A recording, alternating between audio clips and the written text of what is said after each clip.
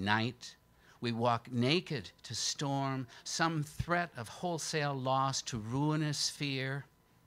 Gift us with long cloaks and adrenaline. Who haunt the avenues of Angkor Wat, recalling all that prayer, that glory dispersed, haunt me at the corner of 5th and Hennepin. Shield and Fresh Fountain, Manifester, even mine. So.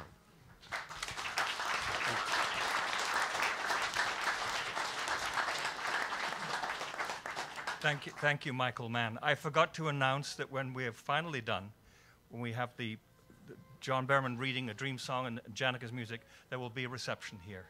So you're invited to stick around. Please welcome Judith Cole-Healy.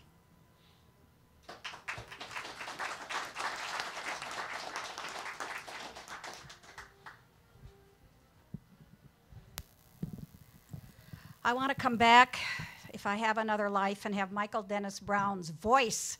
It's marvelous. I always thought so. What am I doing here? I'm Judy Healy. I was John's student. He was my teacher, professor. He was my mentor. I've been Kate's friend since we were 11 or 12. I'm Sarah's godmother. So I got a lot of creds here. And I'm happy to be here. I'm pleased to be invited. This entire affair has caused me to remember many things about John and my years, or my quarters at the university. I came as a student in the summer of '59. John was not teaching that summer, but he was teaching in the fall. I took his humanities seminar, and I proceeded to take a course from John the rest of the 4 quarters while I was finishing my senior year here.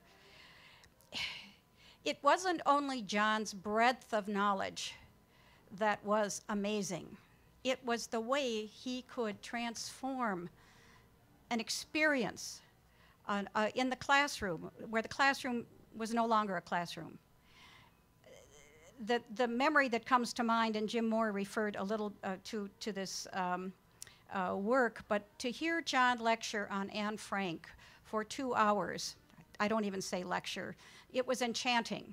No one twitched, no one shuffled, people were not breathing. Why? Because we entered into the experience with him. He was like a magician in the classroom. Absolutely amazing. He was also a mentor to me. He gave me confidence in my writing. Too bad I didn't do more with it.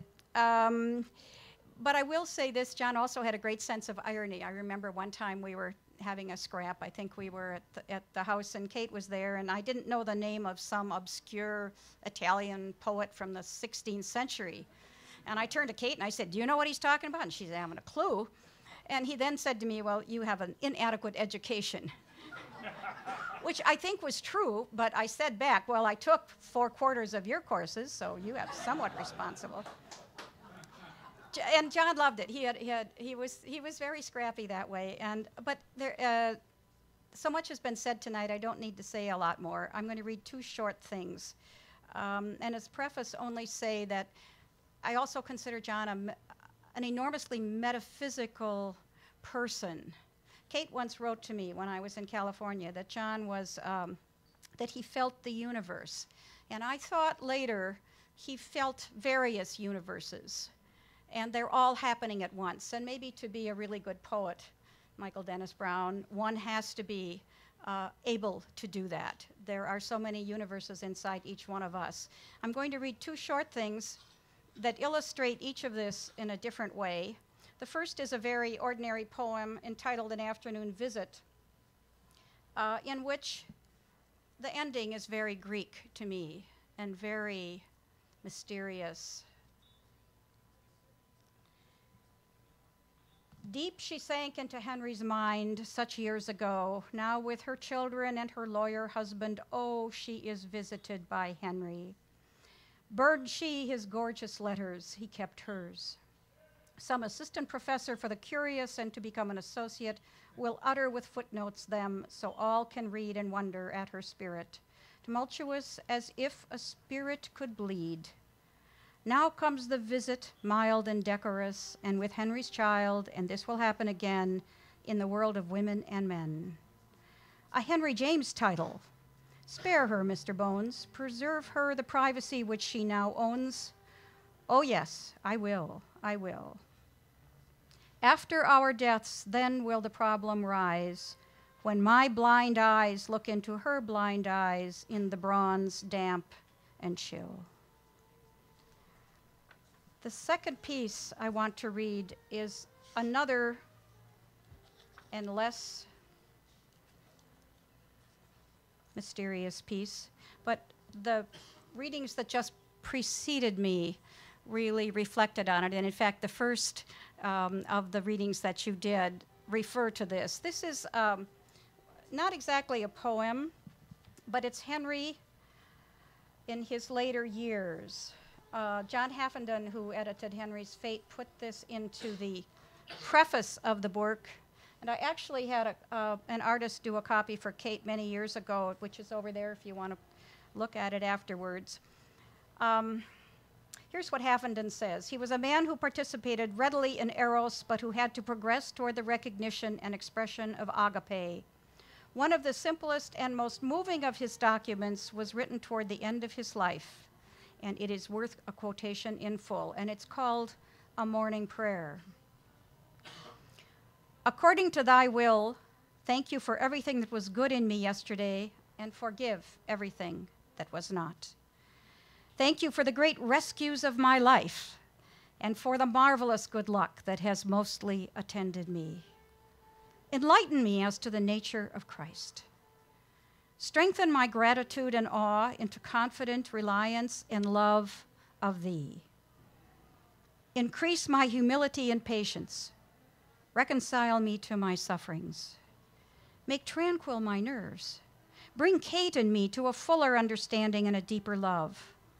Keep me active today and grant me accuracy and insight in my work. Preserve me today from the desire for a drink, and if it comes, enable me to lay it aside unsatisfied. Enlighten me on the problem of personal immortality.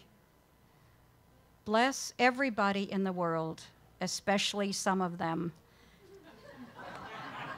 Thou knowest whom. I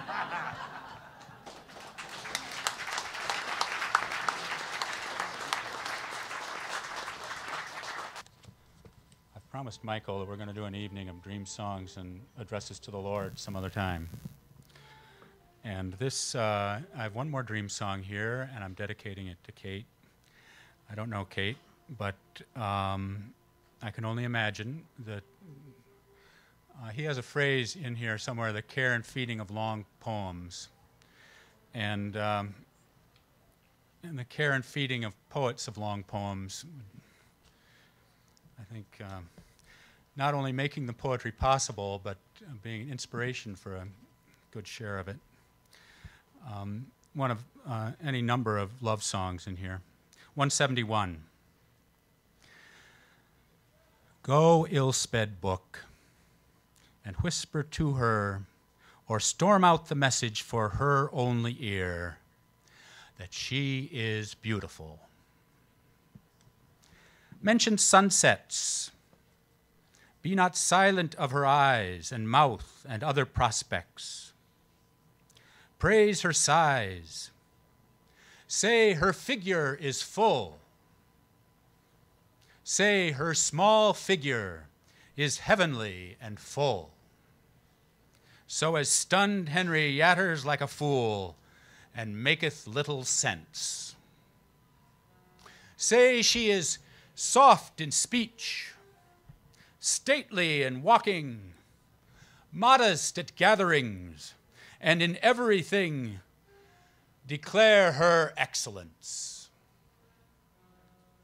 Forget not, when the rest is wholly done, and all her splendors opened one by one, to add that she likes Henry. For reasons unknown, and fate has bound them fast, one to another, in linkages that last, and that are fair to see. Kate?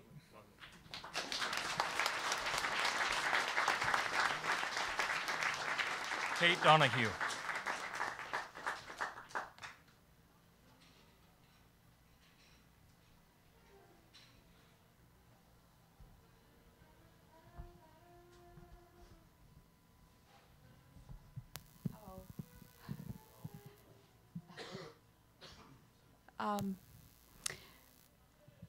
I don't really have, I mean, I would say so much that I really can't even get started on it. So, but I do have some, I want to share the way I carry on.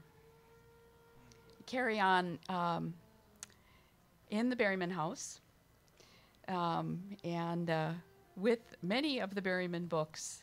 And about 8 years ago, I decided, what am I going to do with all this?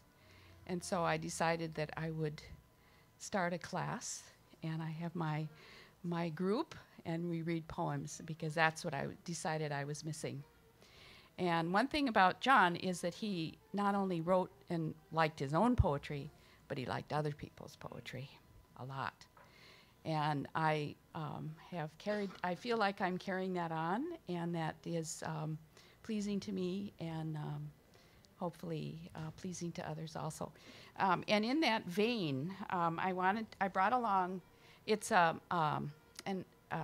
selected Berryman that is part of the American Poets Project, and this was done by a young poet named Kevin Young, and I wanted to read what he says about the dream songs, which he didn't like at all when he first read them. And perhaps I got past my initial resistance to the dream songs because I'm a sucker for poems that may be best called successful failures.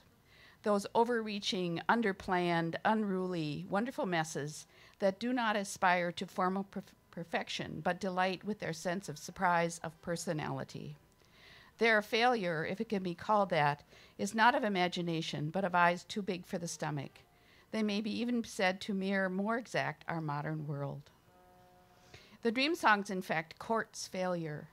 The prospect of defeat haunts the poems as much as the ghost of Berryman's suicide father.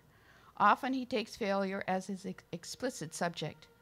The reason I don't do this more, I quote, is I have a living to fail, because of my wife and son to keep from earning. So I thought that was, I liked what he said and his honesty in saying it. So I enjoy looking around and seeing how the Berryman spirit is still moving and living in different ways. And the other thing in that vein I wanted to share, this is the September poetry of 2010. And I just opened it up to in the back where they have comments. And this is by Clive James. I think he's Australian, isn't he? Yeah. And his essay is called A Deeper Consideration. Had he not been a poet, John Berryman would have been a Shakespearean scholar and well qualified for the task, even though his drinking habit was as ungovernable as his beard. In addition to his vast knowledge of the field, Berryman had unusual sensitivity instrumentation for measuring the intensity of language. As a critic, if not always as a poet, he was especially good when deciding whether a fine phrase had a deep thought behind it or was just showing itself off. And he was very convincing when he argued that Shakespeare had the same priorities. This is a very interesting essay, and it's really too long to read more of. But I think remembering that the Shakespeare was a great love of John's also. So I'll read a couple of poems that struck me as ones that I wanted to read. And this is called Lines to Mr. Frost.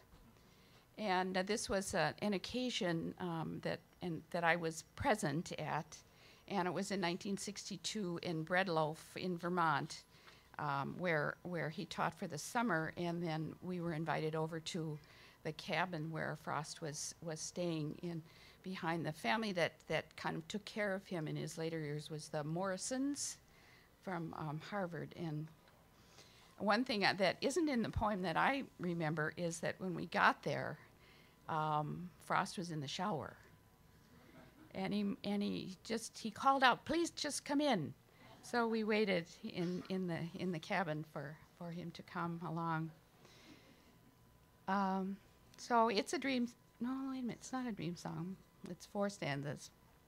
Felled in my tracks by your tremendous horse, slain in its tracks by the angel of good God, I wander towards your marvelous tall art, warning away maybe in this same morning your squandered afternoon of your great age on my good gravid wife and me, with tales gay of your cunning and colossal fame and awful character.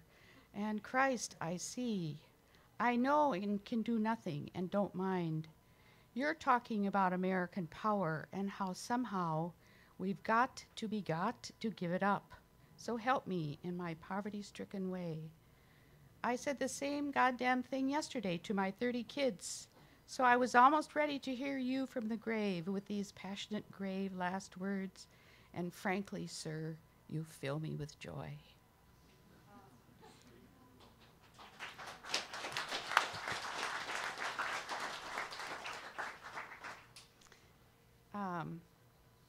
So the other poem is in Love and Fame, and I think of it as a recovery poem. Along the 11 addresses to the Lord are, I think this is earlier. It's called A Prayer for the Self. Who am I worthless that you spend such pains and take me pains again? I do not understand, but I believe. Jonquils respond with wit to the teasing breeze. Induct me down my secrets, stiffen this heart to stand their horrified